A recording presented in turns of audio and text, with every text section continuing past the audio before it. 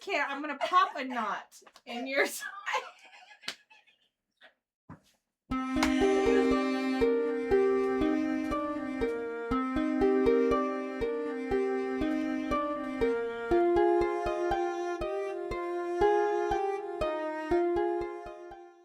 Hey Damsels, welcome to another episode of Damsels After Dark. If you're new here, I'm Crystal. And I'm Natalie. And in our corner of the internet, we rant, review, obsess, love on, hate on, all things books. In this episode, we are covering Bride by Ali Hazelwood. And if you are interested in following along with us, we have our reading and review schedule linked in the description below. All of our TBRs can also be found on our Amazon storefront, which is also linked in the description below. Without further ado, let's jump into it. Wow, that was good. Bam. Look at So, similar to last week, I decided to go back to a similar-ish beverage. However, it was made this time by Crystal. Yeah, thrown together is more the vibe that happened here. So, similarly, it's blackberries, lemonade, little bit of 7-Up. A lot of vodka. A lot of Tito's. Because I just used the rest that was in the bottle. That's like a shot and a half. Shot and 2 shots. Look at her face. It was what was left, and it definitely tastes different than the one Natalie made. Oh, cheers. Oh, yeah, cheers. We're already wanting it. Mm-hmm. But I felt like it was very similar. It was more themed than for Bristol Keats. Mm-hmm. And I wish I would have considered that before I selected it for Bristol Keats. So good though. It's so Make good. it. It's so good. If you're of age. Make it. It's beautiful. Like the vibe. Oh yeah, the vibe is here. We got it. We got the We look, got we the look vibe. So Look at great. that. It's I like love your necklace. Unintentionally matched. Oh, thank you. The blood droplets. Mm-hmm. She killed it. I should have bought my jump right. I didn't think about it. Damn. It's from my many vampire costumes that I've done over the years. Oh, it's authentic. she's dressed up. I am. I love it. Mm-hmm. I'm excited for this book. If you've been following along, you know the last 2 books that we did. Yeah. Fucking trash. Trash. Trash man. Yeah, the bar was low. Yeah. For this MMC. Yes. So good for him that he. Did he beat it? I don't know. Did he stick around? Yeah. Let's find out together. Let's find out. All right. Well, we'll get into the summary. Again.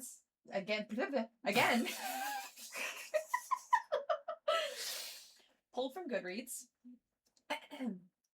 Misery Lark, the only daughter of the most powerful vampire councilman of the Southwest, is an outcast. Again. Her days of living in anonymity among the humans are over. She has been called upon to uphold a historic peacekeeping alliance between the vampires and their mortal enemies, the Wares. And she sees little choice but to surrender herself in the exchange. Again. Wares are ruthless and unpredictable, and their alpha, Lo Moreland, is no exception. He rules his pack with absolute authority, but not without justice. And unlike the Vampire Council, not without feeling. It's clear from the way he tracks Misery's every movement that he doesn't trust her. If only he knew how right he was. Because Misery has her own reasons to agree to this marriage of convenience. Reasons that have nothing to do with politics or alliances and everything to do with the other thing she's ever cared about. And she is willing to do whatever it takes to get back what's hers. Even if it means a life alone in rare territory. Alone with the wolf. Ooh. I never read this description. I don't actually think this is a good description of the book, to be quite honest with you. Now that I'm listening to you say it, it sounds. I mean, it's a little bit more high stakes than I think it really is. Okay, yeah, I agree with that. Like, I don't know, but I mean, it's true. But I mean, like, yeah, it's not that especially in the beginning. Like, that's very much how this goes, or it's how it's perceived. Right. Anyways, yeah. Great description. Good job. Thank you. Thank you, Goodreads. The content warnings we have are kidnapping, blood, forced arranged marriage, attempted kidnapping of a child. The genre is paranormal. Oh my god, paranormal romance. Man, my vodka. It is kicking my ass right now. 410 pages, so it's a small book. It was published in February of 2024. And it was nominated for Romance of 2024 on Goodreads. It came in third. Do you want to know the two? I didn't list them, but the two that beat it were like... I'm scared. No, I'm not knocking this, okay? It's just not my vibe. But they're very much look like the romantic comedy ones, you know, that are like becoming really popular. Oh, like those hockey ones? Yeah, Oh, like those types of covers. Those. That was the two that I saw above, and I was like, it's okay. We're not knocking. I'm just saying... I like that it came in third. Yeah. You know, that's pretty cool. Yeah. Especially given what it entails. Some interesting things, though, that I did learn about the author. Ali Hazelwood is a best-selling author. And not of just... I don't even know if this one is a best-selling one, but she has another one called Love, Theoretically, and The Love Hypothesis. She is a... This is what blew my mind, okay? She is a... Well, I'm sorry. She is an author, writer, of a peer-reviewed articles about brain science. That's insanity. I got a doctor. Yo! First of all, she was amazingly... I'll just give my little tidbit here. I fucking love her writing. And just to learn that she is like some fucking actual brain in the house, I get it. I see it. I love it. She was originally from Italy. She lived in Germany and Japan before moving to the U.S. to pursue her PhD in neuroscience. Fucking love... I love a doctor! We got a doctor! Why is her name not Dr. Ali Hazelwood on here? That's a great question. Give yourself your dues, girl. Come on, girl. You worked for that. When she's not at work, she can be found running, eating cake pops, and watching sci-fi movies with her 3 feline overlords and her slightly less feline husband. That's cute. It is super cute. I pulled that from the back of the book. Oh. I love her. I love that she's a neuroscience scientist. Yeah. Fucking amazing. I see it. I see it. I see the brilliance in the book. So yeah. I love that this is a pastime for her, writing a fucking great ass novel. Yeah, she's over here just like, you know what? I like what I like to read, so I'm gonna write a fucking book. Yeah. And between my peer-reviewed studies and my neuroscience, and getting my PhD, I'm just gonna write a fucking vampire werewolf romance. They suck. I know. I am so mediocre. Yeah, I don't know. Can I be a Renaissance woman like Ali? Come on. Right. God damn. Killing it, Ali. Seriously. All right. Well, main characters, we have Misery Lark, our trusty little vampire, our Lo Moreland, who is our trusty little werewolf, trusty little wolf, little wolf. Anna Moreland, I count her as a main. Yeah. I feel like I think that's fair. Serena, I don't know her last name. I don't know her last name. And I put Alex Lark. That's a good one. Yeah. He's there. Owen Lark, too. Would be a good one. Oh, yeah, probably. That's okay. I added him. Owen Lark, because I like Owen. Yeah. He's one of my favorites, I think. All right. So now that you have the synopsis, you've got the characters, you've got the random things to note. Now let's get into our reviews. Do you want to go first? No, you go first. Okay. I gave this book a 4.5.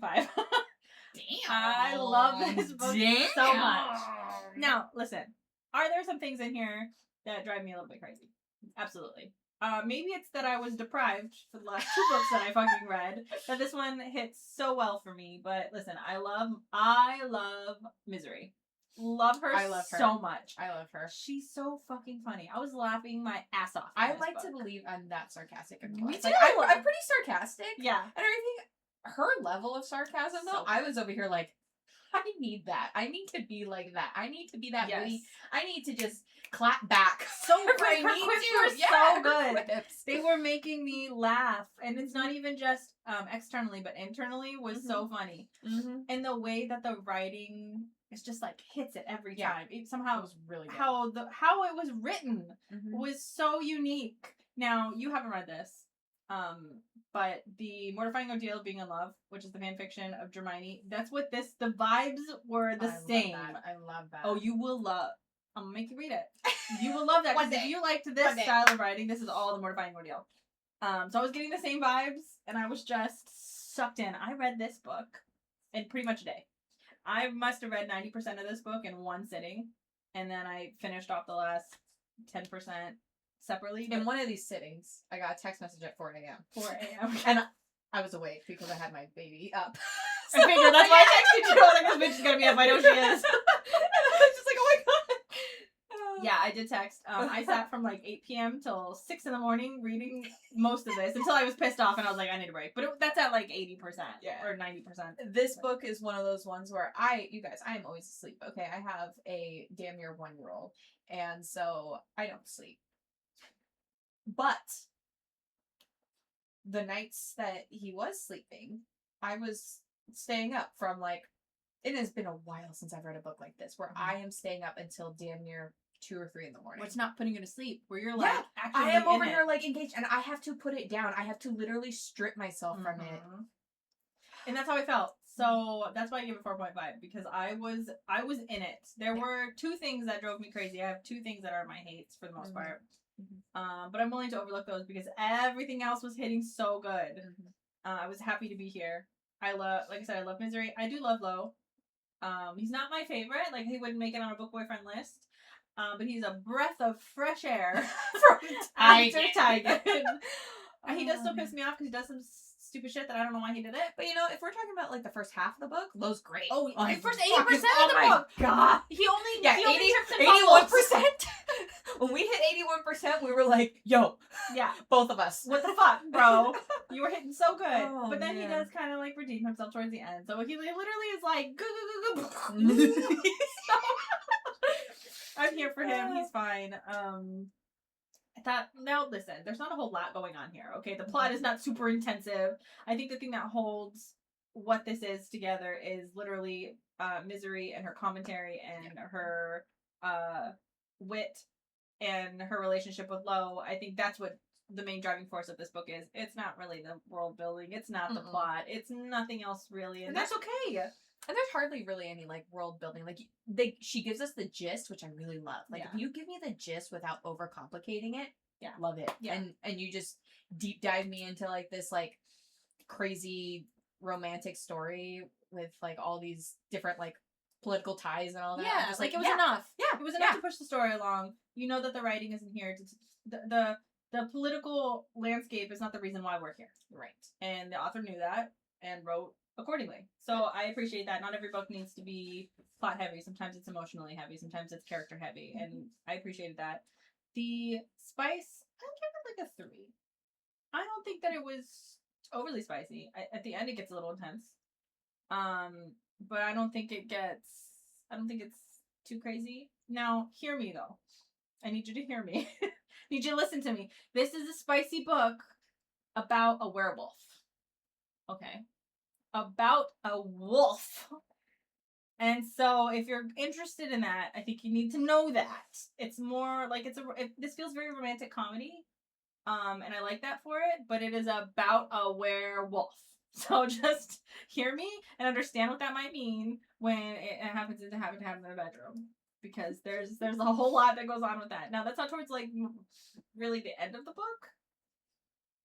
But it's there. And you need to make sure that you're comfortable with things working a little bit different down there. Yeah, you need to be a little bit open. Yeah, you need to be cool open-minded. A lot. Yeah. You need to brain open, ears open. I liked it. I would recommend it. Just know that that's the undertone here. Yes, yes. But overall, yeah, 4.5. Allie's it. Good job, Allie. I like it. I gave it a 3.5. Okay. So it was like great. I loved it. Again, first 80%. Oh man, I could not put this shit down. And then I got pissed off. I got mad. And I personally actually don't feel like it was very redeeming in the end. Okay. So I feel a little bit differently there. And then something else at the end that kind of brought down my score.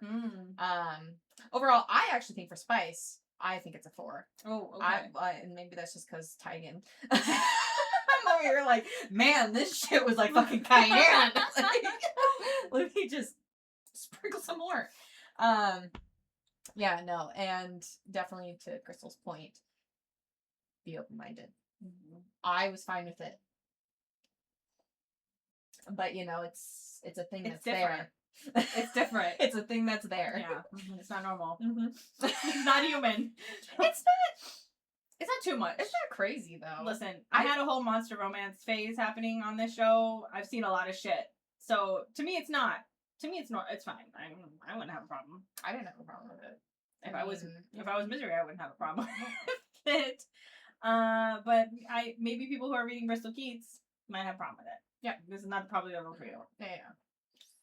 But anyways, we were not far off actually. Goodreads is right between us. 3.99 out of 769,000 reviews. God damn. That's a lot of people who read that. And that's a 4.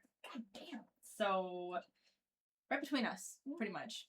Of course I pulled the 1 stars. I figured you would probably like it, so yeah, I guess.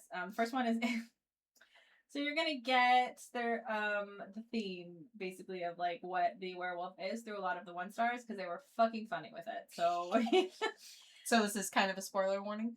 A little bit. I mean, guys, just here's how I can say. Okay, let's think of a male dog. Right. He's a wolf, guys. Okay. So, consider the differences in the anatomy there. No, it's not. But still very different from that. Right. You'll know, because the comments are going to tell you. The first one is from Anna. I don't think she says it, but the next one does. But Anna says, you know how food tastes bland when you add salt to it? That's the equivalent of this. I'm sorry. Let me try this again. I'm sorry, Anna. I didn't do you justice. Anna says, you know how food tastes bland when you forget to add salt to it? This is the book equivalent of that. Which, I don't really know. Because what do you mean by that? I didn't think it was bland at all. She was so fucking funny. Yeah.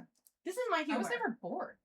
Like, never. Like, there was never, like, a chapter where I was like, oh my god, this is a boring fucking chapter, or anything like that. Like, I was seriously entertained throughout the entire freaking book. My ass was sat for, like, 8 hours straight reading this book. Like, I did not find this bland at all. It was funny. Yeah. And she had 239 likes for that, so... Okay. What are you guys reading? Bristol Keats. And that's not fucking white bread? Right. Over here with the Tigan nonsense. I don't know. Virali says, yeah, this did not serve. I'm sorry, that not pun was all over the place. It was all over the place in 1-star reviews. You guys are funny. You're not wrong. I did say it served, though. Let's just say the man has an anchor. Mm-hmm. I have a quote that I can't wait to talk about. Anyways, moving right on. I don't know how to say this.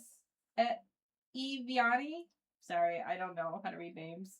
Also 1 star said, I nibbled his glands. That's all you need from this book. That's a quote. I don't actually remember this quote. I don't either. Okay. Oh, I guess I kind of do. I don't remember her nibbling on glands. Oh, like his neck glands? Mm-hmm. Oh, okay. I was thinking of different glands. And I was like, I don't think that ever happened. What glands? I don't know. Not neck glands, for sure. Because the way she says it makes it sound like it's disgusting. But it's like, it was on his neck. He's got like... And it's like, that's kind of on theme with vampires. They nibble on glands. Right, and it was like sensual neck. Yeah. Smell points. So, I don't know. There was a 5-star review, like, ratings. I'm sorry. There was 1-star ratings, but not a lot of 1-star reviews that weren't, like, pages long about ranting. Yeah. So, these were the best that I could pull. Sorry, guys. But anyways, overall, I liked it. I would recommend it. The light is shining right on my face. We're normally not filming at this time, so I'm adjusting to the sun over here. So just deal. You deal and I'll deal. But anyway, so that wraps it up for our unspoilers or non-spoilers. I'm excited to get into the spoilers. All right. Well, first let's discuss our quote. If you can read it, we'll probably put like a little thing here. Oh yeah. It says, "I fucking love your scent." And if that does not just that was a good warm scene. your belly a little bit. Warm my belly up right now. That's a good. Do you want to start then with that scene? Is that your favorite scene?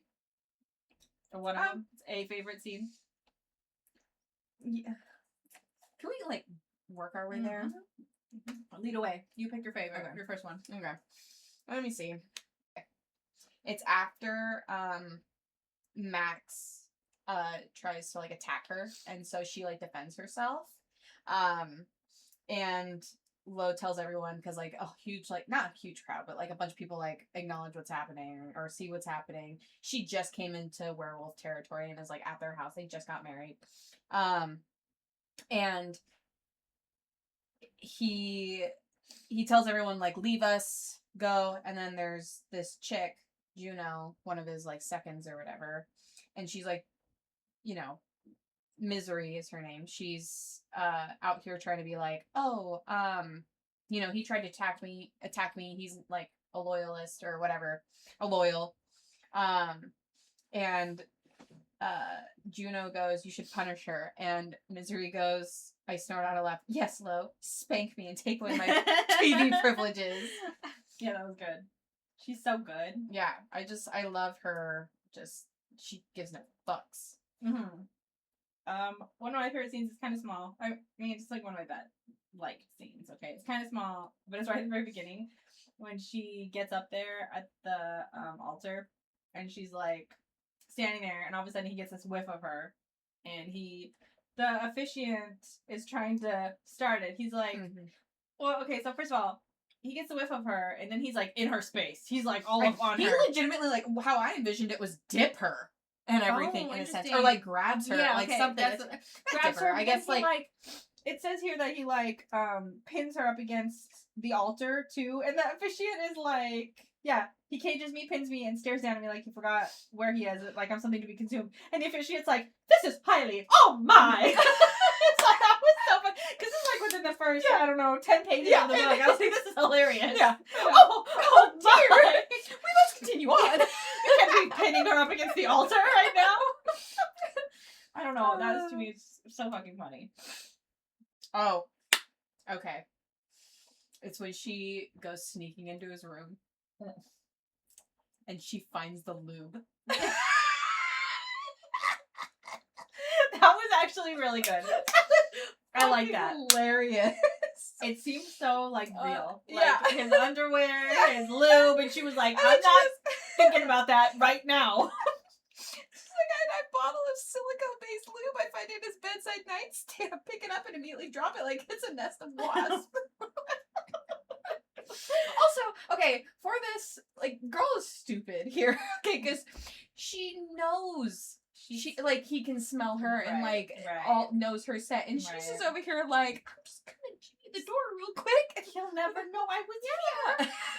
Girl, I love her for it. Her scent is all over. I mean, to be fair, she doesn't really smell anything, so I could understand how it's not like a prevalent thing in her mind that like somebody's gonna be smelling her fucking scent. 100%. But it was hilarious, yeah, that whole thing, and I love that he called her on it later. Like we didn't leave this. He was like, your fucking scent was everywhere.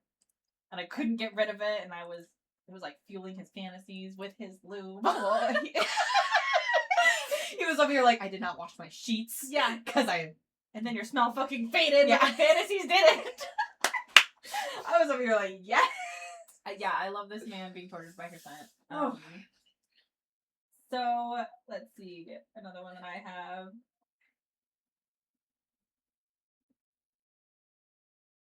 Oh, okay. I love this because it made my heart swoon a little bit. But when she's like, it's still the beginning. They get married. She's having a conversation with the past governor from the Human Society or whatever. And she's like walking down and she hears the conversation between... Yeah, she hears the conversation between the best man and her now husband. Which is clearly about her. And they're talking about her smell. And she's just standing there and she's like, do I go back up? I don't want to have a conversation with him. Do I just go down and like walk past him or whatever? And he says to her, I know you're there. He says, not looking at me, anyone in particular. I have no idea who's addressing until he asks, come down, Miss Lark. Oh, well, this is nicely mortifying. I just love that. It made my heart swoon a little bit. Like, I love it. I love a man who knows where you are when you're not in his direct vicinity and just like calling on you. I didn't highlight all of them, but every time he pointedly calls her his wife, I was just over here like, the way he says it, he's like, my wife.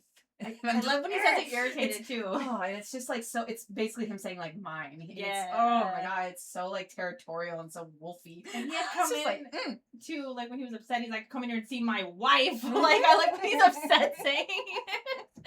I come here and find my wife showing her fangs at my tooth. I love that. Yep. Oh, okay, I have another one. Okay. This is also at the wedding. It's her humor just fucking cracks me up. I don't know what it is. This is like 100% my humor that I enjoy. But they're having a conversation and it's like I think it's with, they're at the wedding. You know, there's vampires there, blah, blah. The stakes are a little high. Everyone's a little, like, strung out. They're kind of arguing a little bit. She makes a joke about, is this another interspecies brawl? And she's like, not from where, I hope. And she's like, she makes a joke about her people drinking his people dry. And he's like, offended by it immediately. He's like, did you just make a fucking joke about that? And she's like, what did she say? It was in terrible taste. I apologize. Like, flat face, just no emotion, just like, oh, oops, I shouldn't have said that. Yeah. I got fucked up. Yeah, I'm an idiot. You know, it was in terrible taste. But you know I what? apologize. I feel like he kind of was like, it was kind of funny. Yeah, a little bit. I don't know. A part of me was bit. kind of like he was humored by it a little bit. Yeah. Oh, okay. He is talking to her kind of like, trying to like give her like an idea of like, you know, the goings-ons of being an alpha and everything. He goes, do you know what makes alphas good leaders? And then he asks without looking up. She goes, no clue. And he huffs out a laugh. He goes, neither do I. But at times there are decisions that feel right deep in the marrow of my bones. He wets his lips. You are one of them. Tiger could never. Tiger never did. Just the lines this man has, it's so like predatory and territorial. So God. Love it. And I'm not usually one that's like about the werewolves. I'm always either really. I'm over here about like the vampires. I'm Vampires, like, give me a vampire 100%. man all the time. Drink for over here me. like- yeah, and I'm over here like, I want that wolf. Yeah, like this wolf is pretty good. Yeah. Okay, I have another scene that I really like. It's after, so it's like when she's in the room and they're having like a barbecue outside, and she's watching and she's seeing Anna get like lured away. Love her for this. I love that this girl in broad fucking daylight that she shouldn't be out there walks out there to go save the girl. Burning. Her feet are burning, everything. And so she grabs the girl from Max. Everyone obviously like grabs Max, puts him on the thing, and she's like, well, I can help you. And she like gets down, she's gonna thrall him, and he spits on her. And I got that one on your too. I fucking love that. She's like, ew! Yes, disgusting. Ew! I don't know why that made me laugh so fucking hard. And and then he even says, apologize to my wife. In Like that hand same pressed thing. against chest, like how dare Pushes you? him into the fucking chair.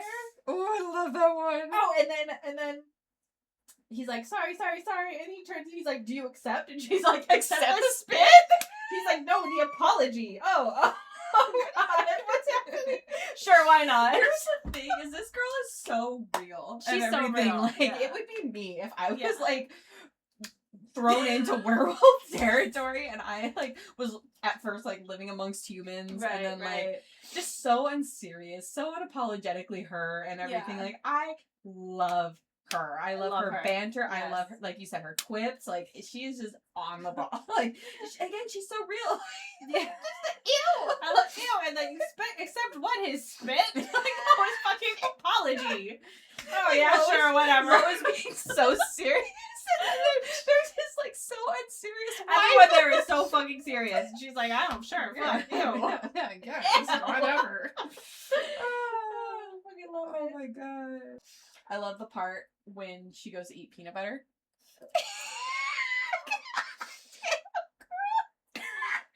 Yeah, I love the peanut butter scene. And he like approaches her and he's like he catches her in the act. What the fuck? And then she's just like, can you not tell people I do this? And he's like, you're embarrassed? And she goes, oh, of course. And then he goes, I eat for pleasure all the time. He shrugs. And then he goes like, just pretend it's blood. But like the whole scene, he's just kind of like daring her. He's Like very, pushing peanut butter Like in front he's of just her. like, I love that shit. Take it. You It's love okay. it? Yeah, Have some it's peanut fine. butter. And that ends up being like, damn near her demise. Right, Like, right. I love that she has this deep dark secret that Yeah. she fucking loves some peanut butter. Fucking loves some peanut butter. And he's just like, yeah, peanut butter and jelly's rock. It's okay. Cut the, Fucking cut the pleasure. cross off Anna's. Oh my god, that reminds me. I love the scene when she's like, they're like in the other wolf's territory and they're sharing a room together, and she's like, she needs to eat. She like sucks up the bag in 2 minutes, and he's like, that was fast. She's like, thank you. That's a compliment. He's like, is that a compliment? She's like, yeah, I thought it was. she thinks it means she's low maintenance, and he's like, I didn't mean it as a compliment. She's like, oh, well, I take back my acceptance of your not compliment. I need this shit as like a TV show or a movie. Like, I really do. It's like the perfect little like comedy room. I love her so much. Why, thank you. Shit, yeah, I do. Down my blood quite fast. She's so funny. Oh my god. I love her relationship with Anna too. Sorry, I'm jumping ahead of you. Oh, I do too. No, that's totally fine. I'm over here trying to like find like quotes and try to like make sense of them because I just like wrote like, oh my god, that's funny. Yeah, same here too. We didn't write our notes. We were just going through our Kindle. Yeah. Oh, it's when she like runs her tongue over her fangs for like the first time in front of him, and he's just like. I love his obsession with her fangs. I know, and he like closes his eyes and then turns away, and then she goes, "It's either too gross or he's scared." Poor little Alpha. Yeah, poor little Alpha. All right, I'm gonna put a big one out there. I fucking love the scene in the house where she's supposed to be feeding, and they get caught in the office. That's probably one of my. It falls right behind that plane scene, And he is over here, so into it. Like, I love that he loved being like his blood being drank. like there was no acting in that scenario. They were into that. She was into it. She got off on that. She got off. Good for her, girl. He was getting off on it. That scene was really good. And then the guards just like come in and they're like, oh my god, we're sorry. Oh shit! Oh shit! You should be. They were having the time of their lives in there, trying to pretend like they weren't doing anything. Man. That was a really hot scene. Yeah, Was into it. that was great. Yeah, they're over here trying to be like super like spy, like install all the spyware and shit like that. And I love that it took them both so off guard. Like Yeah. he was like, "You're just gonna have to drink from me. They think you're drinking," and she's like, "Okay, I guess I'll do this." And out of nowhere, like overtaken by lust. Love it. Okay, it's a little speech. Okay. And I love his reaction to it. So she goes, I was able to install the software because Serena gave it to me, and maybe I disappointed her at times. Maybe she was angry at me, but that means nothing in the big picture. I understand that you're willing to face Emery on your own or to sacrifice everything for your pack. I understand because I feel the same about Serena, and for reasons I cannot fully articulate because feelings are too fucking hard for me, I'd love to come with you to help you find whoever is trying to hurt Anna. And I think that Serena would be proud of me because I'd finally managed to care about something even just a little bit. Well, he goes, Misery, that speech was badass. And she goes, badass is my middle name. And he goes, your middle name is Lynn. And she goes, stop reading my phone. Yeah, it was cute. And then that's when he tells her, if you come with me to go see Emery, I have to mark you. Mm-hmm. Mm-hmm. And I was just like, ooh. What does that mean? Like, what does that all entail? I know what it means, ish, but like, what does it all entail? We learned in the plane, which is the other fun scene. I fucking love the plane scene. It was great. I love that he's a pilot. I like that she's annoyed by it too. Yeah. Like, what the fuck? Like, you gotta be good at everything. Yeah. You're a fucking alpha. Okay. Oh, now you fly planes. Fly planes. You draw beautifully. Like, where does Cool it guy. fucking end? It's like Ali Hazelwood. Yeah. With her PhD. Cool girl. Where does it fucking end? Yeah. The plane scene was great. Him like, I love. Mm. So good. I fucking love your scent. Mm. The like licking of her neck in all of these places. Him getting way too into it, and her also being like Pinning her against like the freaking wall and everything, and like just breathing her in. Though I will but do a suggestion. I don't like the description of the knob at the top of her neck. It was driving me crazy. Every time she kept saying, you know that little bump that you have like at the top of your spine. And then he would like bite it. Yeah, we were calling it the knob. It was driving me crazy. I think she did it like 2 or 3 times. There's another knob She in bit this. the knob at the top of my spine. And I was like, ew. Ew, I don't like that description. You pulled me out of the scene for a minute. But yeah, that scene was so hot. But yeah, he's like, oh, like she's like, oh, sorry, like I know you don't like my scent. He's like, I fucking love your scent. She let that go way too quick though, because she was like in the they were in the room together afterwards. I would have brought that shit right back up. Hey, let's talk about how you said you loved my son. Yeah. I need to hear more of that. I think she was over here just trying to be like, okay, we're gonna move on. No, we're not moving on to that. No, we're having a whole conversation about what just happened in the plane. She's keeping it to herself because she doesn't want to make any assumptions on things because it's definitely. I'm sorry. Did you see the man? Did you hear what the man said to you? There's no assumptions to be made. He was pinning your ass up against the wall, licking upon your neck, telling you how fucking great you smell. I would have revisited that real quick. I would not have She was sleeping in the filing closet it that night. away for a later conversation. The minute I was alone in the room with him would have been the time for that fucking conversation. Hey, so this whole time I've been thinking, and you've been letting me think that you think I smell. So let's talk about how much I've been over here like bathing myself like crazy. Right. So we're gonna have this conversation right now. Speaking of baths. Oh.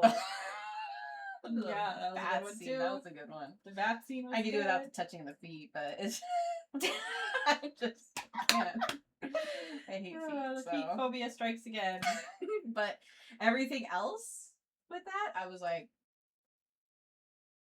this is a good scene. This is a great scene. Yes.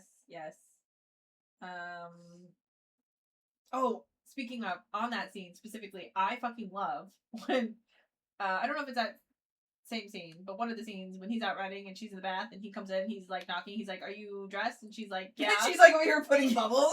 and he opens up the door and they're both just staring at each other because he's half naked and she's pretty much naked and he's like, what are you doing here? He's like, I thought you said you were dressed. And she's like, I thought you said you were dressed. And then the flirt, funny. and then the flirting happens, and Yeah. everything, and I'm just like, ooh, you guys opened it up for that.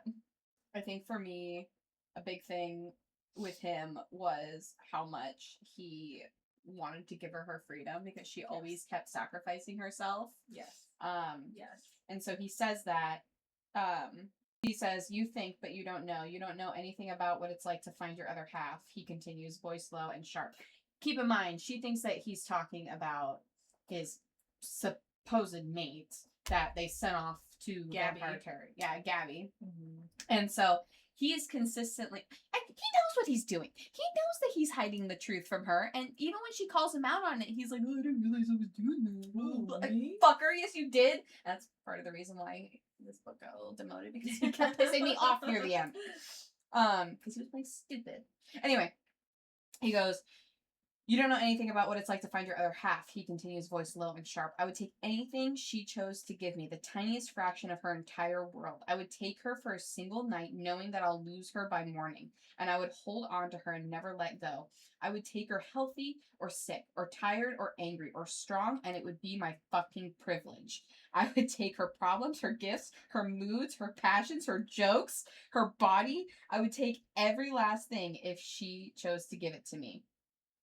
And then he goes, but I won't take from her freedom. Great. Bravo. Way to go, Lo. Way to go. What a man. What a man. What a man. Tiger could never. No. Tiger's a bitch. He's going to be our bar for every time up against another man. You see? You see this, Tigan? You see this right here? You could never. Oh, yeah. It said, above all, I won't take her freedom, not when so many others have already done so. It's so beautiful. Low. Anyways. The bar was low. The bar was real low. But no, it's his name. You get it? Oh, the bar was low. Yeah, I do get it. Because his name's Low. That's a good pun. Okay. One thing I thought was pretty funny and made me laugh was when Juno comes out and she's fucking butt ass naked and she's trying to have a conversation with Misery, and Misery's like, she's like, hey, and like in her mind she's like, this is fucking weird. And she's like, you know you're naked, right? She's like, Juno's like, yeah, and like whatever, blah blah. And she's like, she just comes walking up like, yeah, what's going on with you? Yeah, trying to have a sentimental conversation about it. She's like, oh, I'm sorry, I was like mean to you the first time, and Mercy makes a note like I'm trying not to look at her nipples while she's talking to me. It's like, again, all of us, if we were in that scenario, like, this is fucking weird. Okay. I get this is normal for you. This is not very normal for me. Your nipples are in my face and you're trying to have a conversation with me. Oh my god. I also love when she finally gets with Serena again and they're in the room and they're talking about her hair. Like, this is such a real girlfriend moment. They're talking about her hair and she's like how it like I envisioned this being us, by the way. I did too. It's being grown and she's like, that's a weird fucking thing, because she's basically saying, oh, you look good, your hair looks good right now, or some shit like that. She's like, that's a weird fucking thing to say in a let's exchange vital information stage of a joint abduction. She's like, it was a compliment. She's like, fine, thanks. I was always self-conscious on my forehead, as you know, but maybe not necessarily. Like, they just like devolve into that conversation, and they're like, okay, we've had it. Now can we get back to the real shit and I'm getting us out of here? It's just some real friend shit. I love it. Okay, now shut up. Where are we? I have one more. One that I really like. I liked Owen all the way from the very beginning when he's first talking in tongue to her about like, why are you doing this, blah blah blah. Already I liked him. I loved his character all the way through. But at the very fucking end, he makes this grand speech to his dad. Basically like, because he, usurps the Wait, I thing. thought I thought Alex was the brother's name. No, Owen's the brother. Who's Alex? Alex is the other IT guy who's the werewolf. Yo. Okay. So that's why you called him Alex Lark. I was like, Yeah. I don't know what his last name was. I meant Owen. Owen, yeah, I love Owen. So yeah, Alex is the IT just guy. FYI. But he makes this great speech. Just in the beginning, just put He means Owen Lark. Yeah. He does this great speech to his dad. Like, his dad's been gotten, blah, blah, and he's, like, usurping the throne. He basically tells him, like, I'm gonna undo everything you fucking did. Like, all of the bullshit you did, all of these collaterals that you built, all of these alliances that you built, I'm undoing it all. Mm-hmm. And I'm gonna take your ashes, and I'm gonna spread them through all of these fucking borders that you built. So... That's the only downside about this fucking drink, because I've experienced lots of that. And there's no way to make it look cute on camera. But anyways, I fucking love this. He's like, and then when there's peace, I'm gonna reduce the vampire's influence till it's fucking nothing. So that everything you did, all of the things that you fucking ruined, it was for nothing. Mm-hmm. Fucking love him for this. Yeah. No, I liked Owen. And I also liked that at the end too, he was like, Mercy, do you want to take this? Like, do you want to take this Misery. counsel? Or, yeah, Misery. You know what's funny is there is another book that I was obsessed with, Mercy, that had a Mercy in it, and she was with the alpha werewolf. So I was very confused in my mind for a while. But yes, Misery, he asked her even, was like, hey, do you want this? Like, he didn't want to give it to her, but he's like, I understand. I just like his character. Like, his character, he's such a good brother, and I like that she hated him for a while, but then at the end, like, didn't. I like their talking in tongue, like, throughout, like, in code. And same with her and Serena's, like, code. Oh, yeah. Throughout the book, like, just, like, little tidbits of it. Yeah. And then even in that moment, same thing, when she, like, talks to Serena in code. Yeah, at the very end. Mm-hmm. And That was then, cool. like, spoiler, Serena's a werewolf. Well, half werewolf. Well, half, yeah. She's a... Which is really I think- cool. I think so. It was a cool little twist. Mm-hmm. Especially so Anna wasn't alone. I know. Well, and then it was confusing because I was like, wait, Serena's parents aren't like Anna's parents. Like, that doesn't make sense. No, yeah. Mm-mm. But it's like, we don't Others. know. Yeah. Well, she'll probably figure out in her book, which is the other one. Yeah. Which we may or may not read. I think we might throw it in there just to see, but... I'm just, like, afraid I won't like Serena's banter as much. Yeah, but I don't know, like, maybe. I agree. But when they were together, she was funny. Yeah. So I might. But yeah, we'll see. Might throw it in next season. Yeah. What are your hated parts? Oh, you are. I do know. Let's You discuss. already know. They're shared. So they go back to her apartment. After they go and visit Owen and everything, so they see Owen, they talk to Owen, they see Gabby, who is supposedly the mate. And then, she's showing him, like, her apartment where she lived before, like, getting taken and everything, and where she lived with Serena. And then they fuck, and it's great. And then, let me pull it up. Let me fucking pull it up. So she goes, and she's kind of, at this point, she's putting the pieces together. She's like, okay, the set is crazy. He's obsessed with me. I'm obsessed with him. Like, there is clearly, like, a very clear physical draw, and like the sex is great. And I like that she asks, what did I study in college? Because he could not answer that for the other one. It was like such a simple question. He was like, "Oh yeah, you studied all that." Didn't know anything about the other chick. Yeah. And so anyway, she like basically like lists all the reasons as to why she thinks she is his mate. This motherfucker. The fuck, bro? He goes. He just rips her heart. Like he rips her heart out, squeezes it, throws it in a blender, and presses pulse and pulse and pulse. Like when I read this, I texted Crystal, and I was like, I'm at 81% of this, and I am pissed. I literally threw my Kindle on the couch, and I walked away because I was like, I need a milk. I need a moment. You need a milk? With my peanut butter. She needs some milk. Give her some milk. This fucking bullshit down for me. So anyway, so she said she gives her little like reasons, and he goes, misery. You have been abandoned and mistreated your entire life by your family, by your people, by your only friend. You are fascinated with the idea of eternal love and companionship, but that just doesn't reflect what I feel for you. Her heart cracks. I felt that. And she goes, or here, let's see. And then he goes, I'm sorry. He says, dispassionate with a hint of condescension, some pity, sorrow. I think you're very attractive. I enjoyed spending time with you. His voice almost breaks. I enjoyed fucking you, and I wish you the best. This fucking man, bro. But it's best if you don't want to be tied to me for now, and you and I should probably be apart. Disappointed. Not even angry, disappointed. Like, just the way he easily said that. Yeah. Like, it says that he, like, kind of choked up. I don't believe it. No. I feel like he, like, did a little, like, humanity switch for, like, a second. Also, it gave me Manacle vibes when Draco does that same... He literally does the exact same fucking thing, where he takes the most vulnerable part and, like, uses that, weaponizes it against her. Yep. So it gave me that.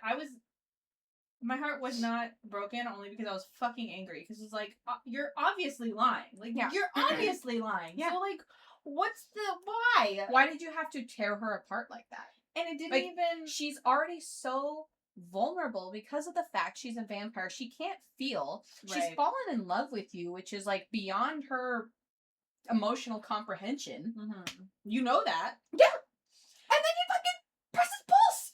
And it, like, I don't understand why. Because it's not like there was a conversation. I mean, I understand that she put two and two together. She was saying, I'm your mate. I see it. And it was, like, instant rejection for him instead of him just accepting it. Like, it didn't make any sense why he would do that. Like, she still ended up getting captured. It's like you weren't saving her from anything by doing this. Like, at least in Manacled it makes sense. Because he was trying to fucking save her and get her out of the house. It made no sense here. There was no, like, imminent threat that he needed to push her away so she couldn't get close. There was no threat until... Because you didn't even know she was getting captured until she walks out and fucking captures her. Or what the fuck is his name? I don't know his character's name. Whoever captures her, you didn't know that was ever going to happen, so that was like a jump surprise. So there was no groundwork laid here for him having to do this to push her away, other than the simple fact that he didn't want to take away her freedom. But that's not a good enough reason to be able to say some bullshit like this. And then... Piss me off. And then... She's like, I'm gonna go shower, and he kisses her on the fucking forehead, and I was like, what the fuck are we doing here? You literally just said this bullshit. Yeah. How are you then gonna try to have, like, a sentimental moment with her and kiss her on the forehead? She's literally, like, just walking, like, she is, like, stoned. Like, she is just feeling, like, all, like, crashing and everything, and she needs to go and be away from him, and this man has the audacity to kiss her on the forehead? I literally quoted and I was like, excuse me? Excuse me, sir? If you're gonna stand 10 toes down and say that bullshit, then you better fucking act like it. Act like you don't care about her and walk out the fucking house if that's what you're trying to do. Don't sit here and be like, I'm gonna say all this, and then like, let me go kiss you and then walk off. Are you okay? It's like, fuck you. It's like, it's as if they had a one-night stand and he was just like, yeah, you know, I think we should like end this like Yeah. right now. Like I don't necessarily see this going anywhere. And then yeah, kisses her forehead. That is exactly what that was tinged with. Right. And I don't know how you think, Mr. fucking, what the fuck is his last name? Moreland? Mr. Moreland. I don't know how you fucking think that you could get away with saying any of that when you were the one who was so fucking fucked up about her. The entire time you've been fucked up. You can't even handle standing next to her. You're fucking freezing up. And then the moment you like put some scent on her to conceal her, you can't control yourself. And then you're trying to act like it's fucking her. I can't. Every time when it came to like her scent, all I could think was like Edward Cullen's. That's in my complaint, actually. My complaint. My complaint about Mercy is the misery. Oh, sorry. I'm sorry. My complaint about misery. I don't know anybody's names. Don't ask me fucking names. My complaint about Misery is that she was so naive at some points, like with the scent thing, because I was getting that vibe too of fucking Edward every time, just. And she's over here like, it must be that I smell. Like, okay, Bella, yeah, it's that you fucking smell. That's what it is, right? Every time.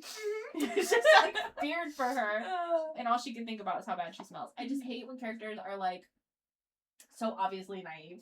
She was better in every other way that I could ignore this, but there were a lot of things where she, like, specifically. Also, if you stunk, I'm pretty sure at your wedding he wouldn't be like pinning you up against the altar. Yeah. Every time he sees you, he's like.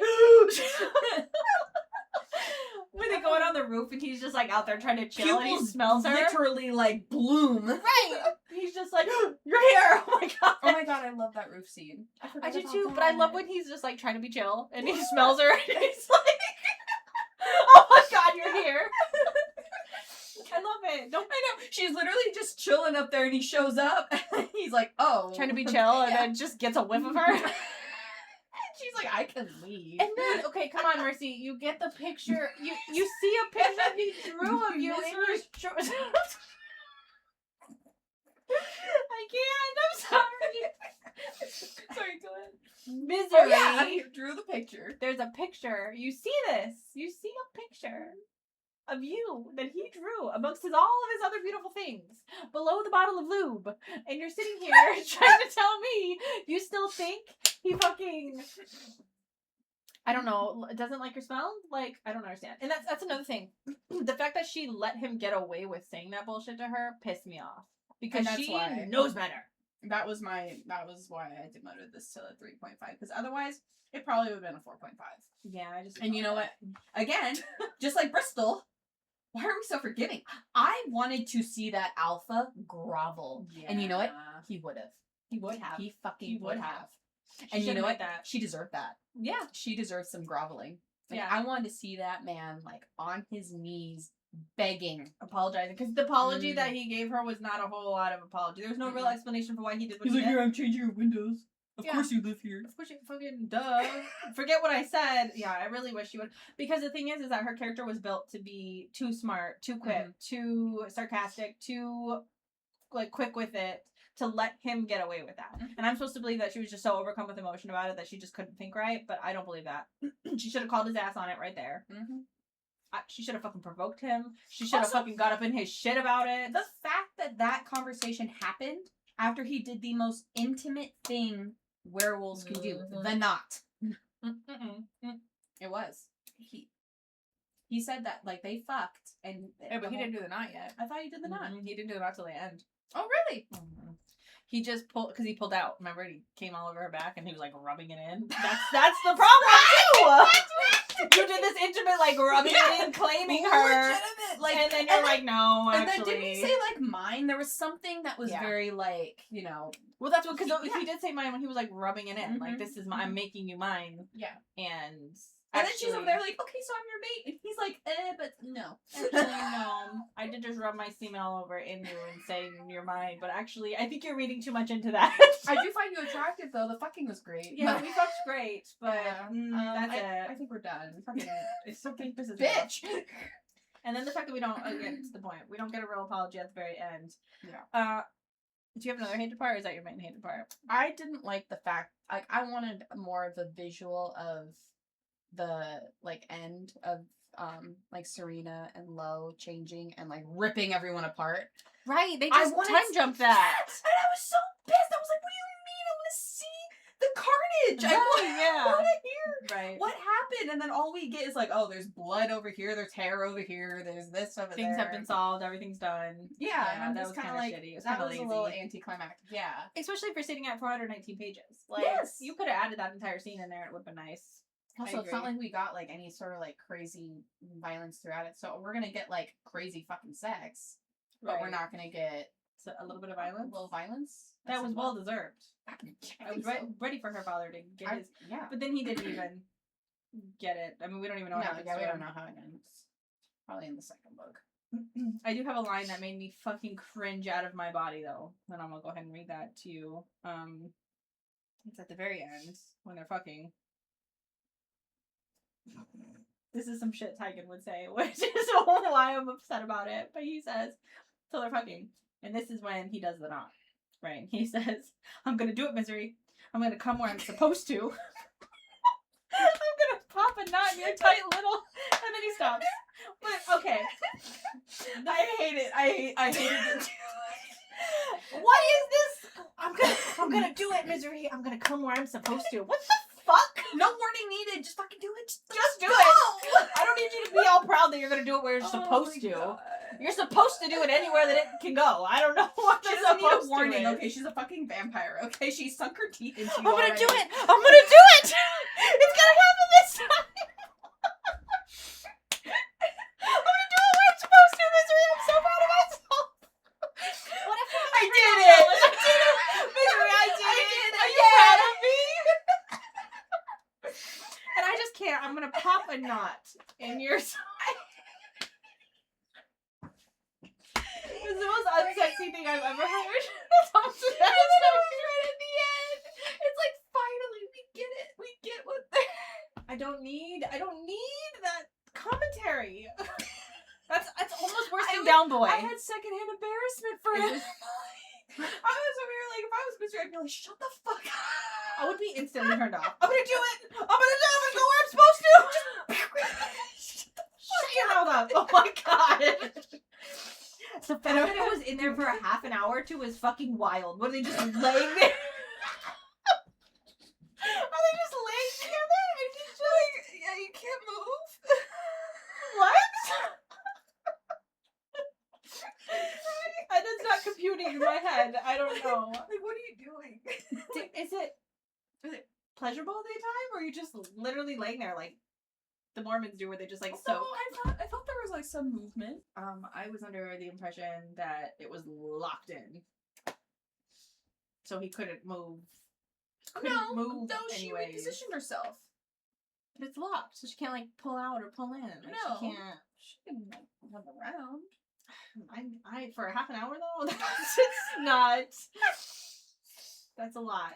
I don't know. And then Listen, where in vampire sex? I mean, it's fine. Listen, I've read way crazier shit, so it's fine. I just have some technical questions about what's going on for that half an hour because she glossed right on over that. Anyways, man, yeah. Do you have anything else to add? No, I think, yeah. Anyways, it was a wild book. I enjoyed most of it. I just ignore. Yeah, the I'm sorry. I'm like little rereading shit. that like part. It's the whole thing is cringy. Yeah. And I like how she's trying to word it. She's like, when your knot happens, you're going to tie, hitch, bind. Yeah. Well, She's also been I will most- need a do that inside me. do whatever that is, which is fine. Cool. Oh man. Just don't ever fucking say that you're gonna do it where you're supposed to. I'm gonna come where I'm supposed to. I'm gonna do it. Mercy, where else are you gonna do it? Stop. Yeah, you don't need to paint my body anymore with Stop. Anyways, I'm just gonna ignore his whole like. It's a fucking fever dream that he did what he did. that was like the last one. Yeah, It's because the fine. other two were great. I would have liked that to be a little bit. Airplane was phenomenal. Airplane, bath, in the office of Emery's place. Oh, yeah. 10 out of 10. Mm-hmm. Even in her apartment before he said the bullshit that he said. Yeah, great. the bullshit is like what ruined that whole thing, but it was great. Like Right up to it. up to it. Yeah. So I don't know. The ending of this was a little cringe, but that's okay. We move forward. I still give it a 4.5. I enjoyed the ride. I do too.